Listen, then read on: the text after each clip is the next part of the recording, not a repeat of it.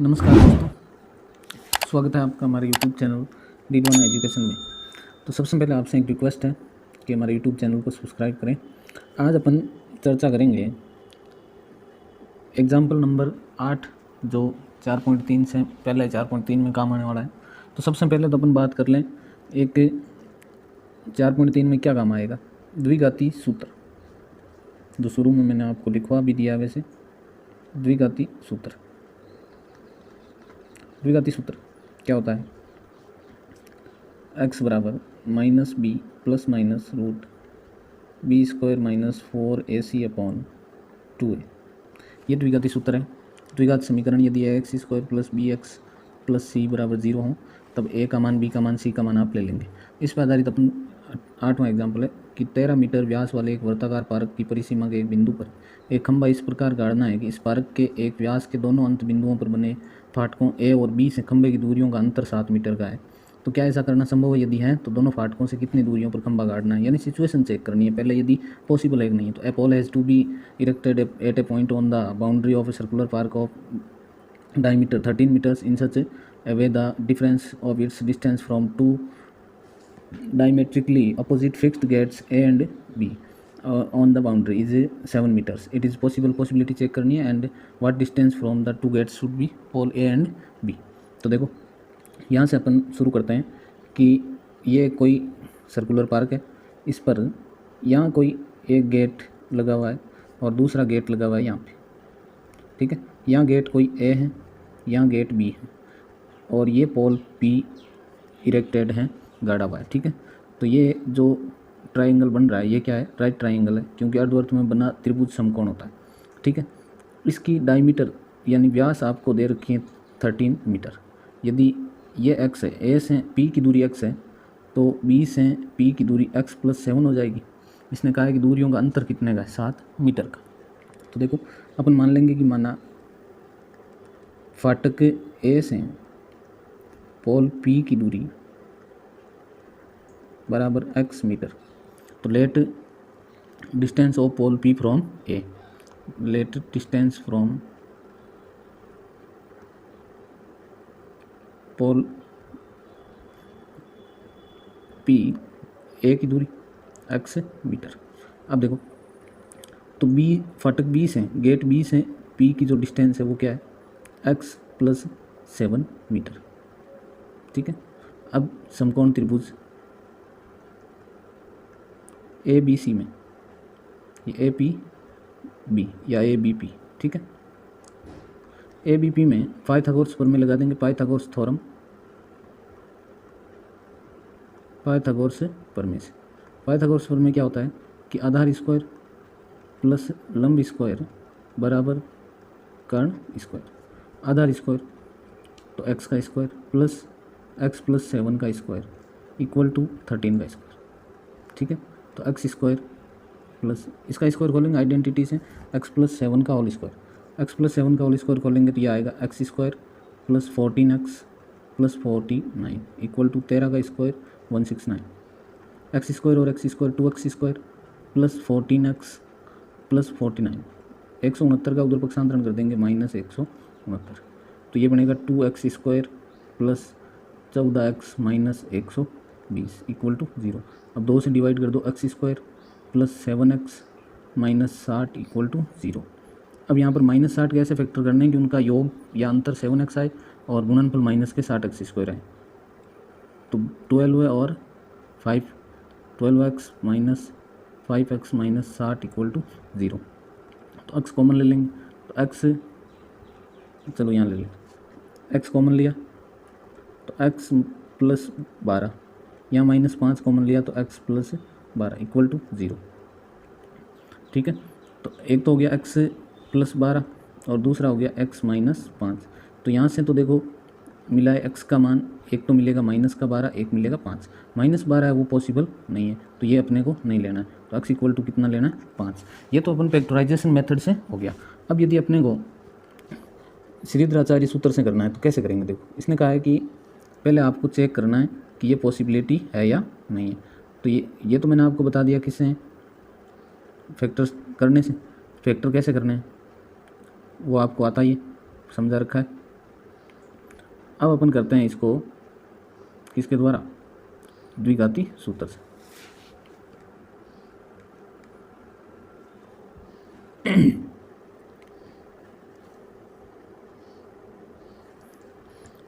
अब अपन यहाँ पर पॉसिबिलिटी चेक करेंगे। पॉसिबिलिटी चेक करने के लिए इस इक्वेशन की कंपेयर करेंगे, तुलना करेंगे किसके साथ, ax² plus bx plus c, ax² plus bx plus c बराबर 0। तो यहाँ से आपको a की वैल्यू मिलेगी 1, b की वैल्यू 7 और c की वैल्यू -7। अब देखो पहले आपको निकालना है b² minus 4ac, D discriminant या विविक्तकर। तो b² यानी 7 का स्क्वायर माइनस 4, a की वैल्यू 1, b की वैल्यू c की वैल्यू -7, 7 का स्क्वायर 49, माइनस माइनस प्लस और ये हो जाएगा 240। तो ये हो गया 289, 289 इज ग्रेटर देन 0। तो अपन कह सकते हैं कि उपरोक्त द्विघात समीकरण के मूल वास्तविक और कैसे हैं, भिन्न भिन्न। तो अपन कह सकते हैं कि quadratic equation has two real roots. अब 2 रियल रूट्स हैं तो अपन कह सकते हैं गिवन सिचुएशन इज़ पॉसिबल, और दी गई स्थिति संभव है। दी गई स्थिति यदि संभव है तो अपन क्या करेंगे, इस फॉर्मूले में मान रखेंगे द्विघाती सूत्र में मान रखो x बराबर -b का मान 7 plus minus root b² minus 4ac की वैल्यू आ रखी है 289 अपॉन 2a, 2 गुना 1। तो यहाँ से x बराबर आएगा -7 प्लस माइनस 289 का वर्गमूल 17/2। अब यहाँ पर अपन क्या लेंगे, एक बार प्लस चिन्ह लेंगे तो x की वैल्यू क्या आएगी, प्लस चिन्ह लेंगे, देखो x बराबर आएगा -7 प्लस 17 अपॉन 2, -7 प्लस 17 10 अपॉन 2। यहाँ से x की वैल्यू कितनी मिल गई अपने को, 5 मिल गई, x की वैल्यू 5। और यदि माइनस चिन्ह लेंगे तो माइनस चिन्ह लिया, तो माइनस चिन्ह लेने पर क्या आएगा, x बराबर -7 माइनस 17 अपॉन 2 माइनस 24 अपॉन 2 बराबर -12 है। अब x की वैल्यू -12 है, इम्पॉसिबल है, असंभव है। क्यों है, क्योंकि जो लंबाइयाँ हैं वो हमेशा क्या होती हैं, पॉजिटिव होती हैं, वो हमेशा पॉजिटिव होती है। तो यहाँ पर x की वैल्यू कितनी मिल गई, 5 मिल गई। x की वैल्यू कितनी मिली है अपने को, 5। तो x की वैल्यू 5 मिली है, तो x ये a से p की दूरी आपको कितनी मिली है, 5 मीटर। तो आपको b से p की दूरी निकालनी है, तो b से p की दूरी कितनी है, x + 7, तो 5 + 7 कितनी हो जाएगी, 12 मीटर। तो ये तो एग्जाम्पल नंबर क्या था, 8 था। अब देखो अगला क्वेश्चन कि निम्न द्विघात समीकरण का मूलों की प्रकृति ज्ञात कीजिए। यदि मूलों का अस्तित्व है तो आपको उन्हें ज्ञात करना है। तो पहला क्वेश्चन है 2x² माइनस 3x प्लस 5। तो पहले तो आपको मूलों की प्रकृति निकालनी है, तो इसको अपन कंपेयर करेंगे किसके साथ, comparing with ax² plus bx plus c बराबर 0। तो वी ऑब्टेंड, हम पाते हैं कि we obtained a is equal to 2, b is equal to -3 और c इज इक्वल टू 5। तो यहाँ से डिस्क्रिमिनेंट d निकाल लेंगे, b² माइनस 4ac। तो b² यानी -3 का स्क्वायर माइनस 4ac, 4a2 5 -3 का स्क्वायर 9 और ये हो जाएगा 40। तो 9 माइनस 40 कितने, माइनस के 31, जो क्या है 0 से छोटा है। तो अपन कह देंगे कि उपरोक्त द्विघात समीकरण के मूल काल्पनिक है। उपरोक्त द्विघात समीकरण के मूल कैसे हैं, काल्पनिक है। तो यहाँ अपन कह सकते हैं कि given quadratic equation has no real roots. ठीक है, ऐसी सिचुएशन बन जाए तो आपको आगे सॉल्व नहीं करना है। अगला देखो, इसकी भी तुलना करेंगे तो यहाँ से a का मान मिलेगा 3, b का मान -4√3 और c का मान मिलेगा 4। तो b² माइनस 4ac निकाल लेंगे, b² माइनस 4√3 का स्क्वायर और -4a का मान 3, c का मान 4। तो 4 का स्क्वायर कितना, 16, 16 गुना √3 का स्क्वायर 3, यह आ जाएगा आपके 48। 16 गुना 3 कितने हुए, 48 माइनस 48 कितना होगा, 0। तो यदि d का मान 0 आ जाए तो अपन कह सकते हैं कि द्विघात समीकरण के मूल कैसे होंगे, वास्तविक होंगे और समान होंगे, वास्तविक और समान होंगे। वास्तविक और समान क्या होते हैं? मूल उसके x बराबर माइनस बी अपॉन 2a और दूसरा मूल भी माइनस बी अपॉन 2a। तो यहाँ मान रख दो b का मान कितना है? -4√3 और ये माइनस फॉर्मूले का है अपॉन 2a। a का मान कितना है? 3 है। दूसरा -4√3 अपॉन 2 इंटू 3। तो देखो माइनस माइनस प्लस 4√3 अपॉन 6 और ये 4√3 अपॉन 6, 2 से काट दो तो ये बनेगा 2√3 अपॉन 3 और 2√3 अपॉन 3। 3 से और कट रहे हैं तो ऊपर बचेगा 2, नीचे बनेगा 2/√3 और 2/√3। ये दो मूल आ गए इसके, कौन से? बराबर के मूल। ठीक है, तो इस प्रकार से आपको क्या करना है? सॉल्व करना है। अब अगला थर्ड क्वेश्चन आपके लिए ये फर्स्ट का सेकंड क्वेश्चन करवा रहा हूँ। सेकंड क्वेश्चन क्या है? देखो कि फाइंड द वैल्यू ऑफ के की वैल्यू फाइंड करनी है। यदि following quadratic equation so that they have 2 equal roots हैं, यानी प्रत्येक द्विघात समीकरण में के का मान ज्ञात करना है यदि उनके मूल क्या हैं? बराबर है। उनके मूल कैसे हैं? बराबर है। तो देखो आपको दिया है 2x² प्लस kx प्लस 3। तो यहाँ से x² plus bx plus c बराबर 0 से तुलना कर लेंगे तो a का मान मिलेगा 2, b का मान मिलेगा k और c का मान मिलेगा 3। तो यहाँ से आपको दिया है कि चूँकि इसके मूल क्या हैं? बराबर है, रूट्स आर इक्वल। रूट्स यदि इक्वल हैं तो अपन कहते हैं कि d इज इक्वल टू क्या होता है? 0। b² minus 4ac equal to 0।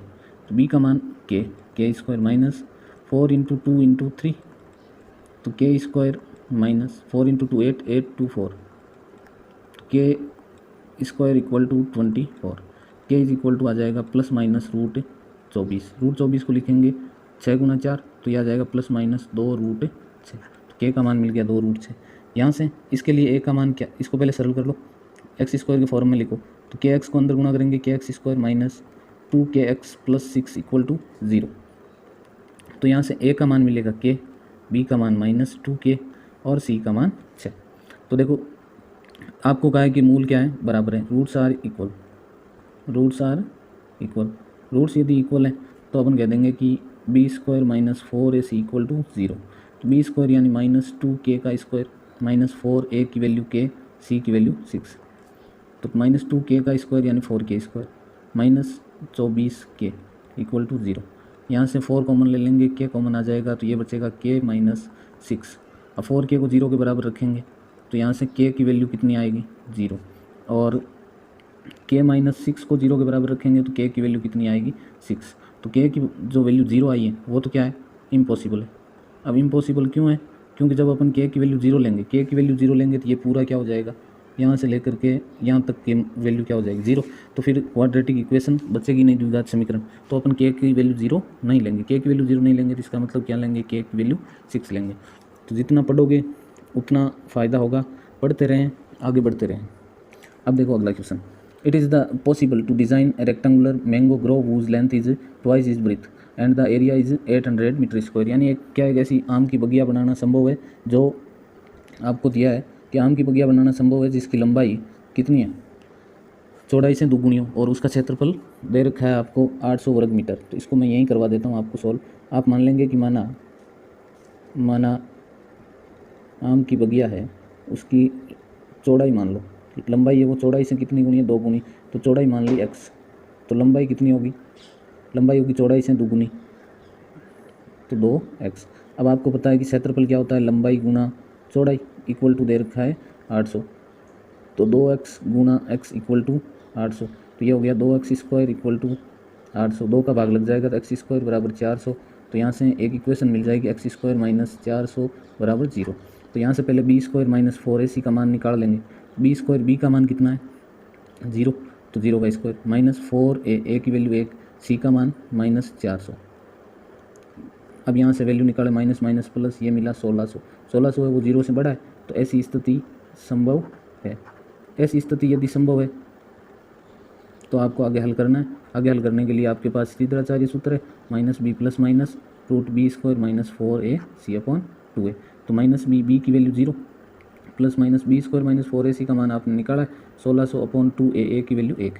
तो 1600 का वर्गमूल आ जाएगा प्लस माइनस 40/2। एक बार प्लस चिन्ह लेंगे तो x की वैल्यू मिलेगी 40/2 कितना? 20।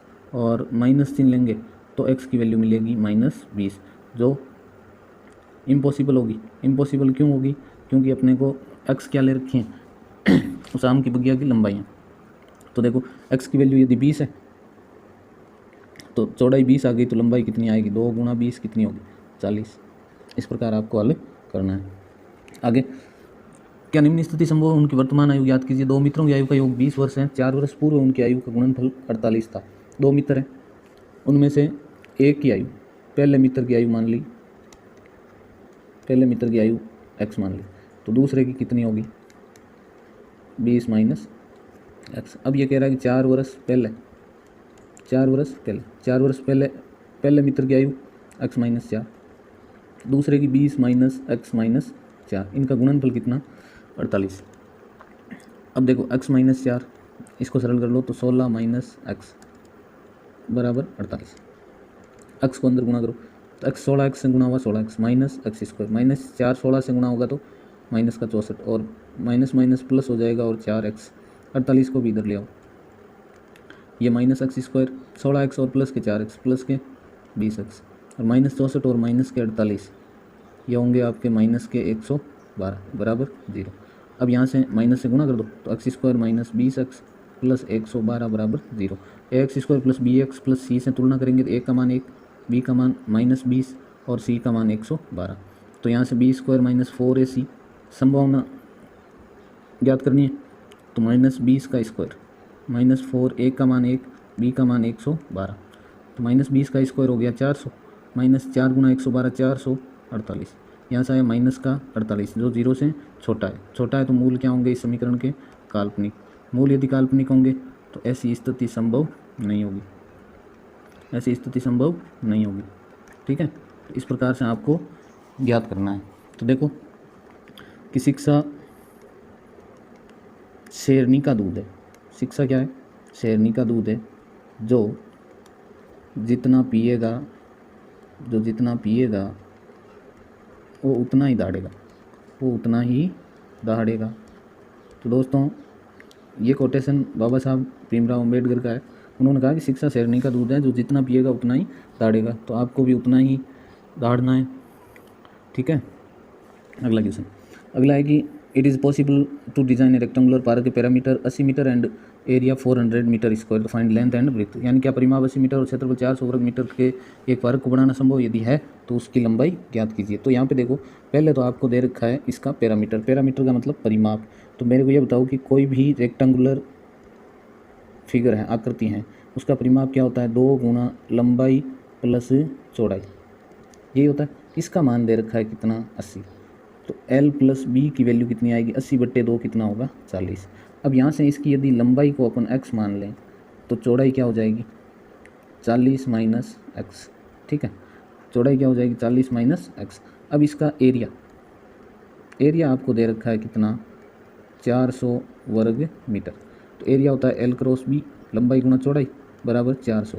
तो लंबाई x, चौड़ाई 40 माइनस एक्स बराबर 400, तो 40x minus x square minus 400 बराबर 0। इसको व्यवस्थित लिख दो, minus x square plus 40x minus 400 बराबर 0। माइनस से गुणा कर दो, X square minus 40x plus 400 बराबर 0। अब कंपेयर कर दो X square plus B X plus C से, ए का मान 1, बी का मान माइनस 40 और सी का मान 400। अब यहाँ से बी स्क्वायर माइनस 4ac निकाल लो, संभावना स्थिति बतानी है ऐसी स्थिति संभव है या नहीं है। तो माइनस 40 का स्क्वायर माइनस 4, ए का मान 1, सी का मान 400, माइनस 40 का स्क्वायर 1600 और ये भी 1600, 1600 माइनस 1600 क्या हुआ, 0। 0 होगा तो क्या होंगे मूल, वास्तविक और समान, वास्तविक और समान। समान क्या है, मूल समान हो तो कैसे ज्ञात करते हैं, माइनस बी अपॉन 2a से, दूसरा भी माइनस बी अपॉन 2a से। तो b का मान कितना है, b का मान माइनस 40, तो माइनस 40 माइनस 40/2, दूसरा माइनस 40/2, माइनस माइनस प्लस 40/2 और 40/2 कितना आएगा, 20। तो x का मान एक तो 20, दूसरा भी कितना 20। तो लंबाई यदि 20 है तो चौड़ाई क्या होगी, 40 माइनस 20, 40 माइनस 20 कितना होगा, 20। ये सॉल्यूशन हुआ है आपके 4.3 एक्सरसाइज का। अब आपको क्या करना है कि 4.3 एक्सरसाइज कंप्लीट हो गई।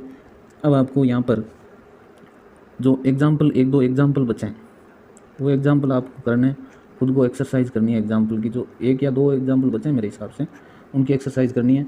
और हमारा जो चैनल है डीडवाना एजुकेशन। इस चैनल को भाई ज़्यादा से ज़्यादा आपको क्या करना है, शेयर करना है। इस बात का विशेष रूप से ध्यान रखें और सब्सक्राइब भी करना है। आपको यहाँ पर सारा टोटल सिलेबस, पूरा का पूरा सिलेबस है वो मिलेगा इस प्लेटफार्म पर। तो संपूर्ण पाठ्यक्रम करवाने की जिम्मेदारी मेरी है, आपकी जिम्मेदारी केवल एक और क्या है, पढ़ाई करनी है। ठीक है, तो पढ़ाई करते रहिए, मस्त रहिए।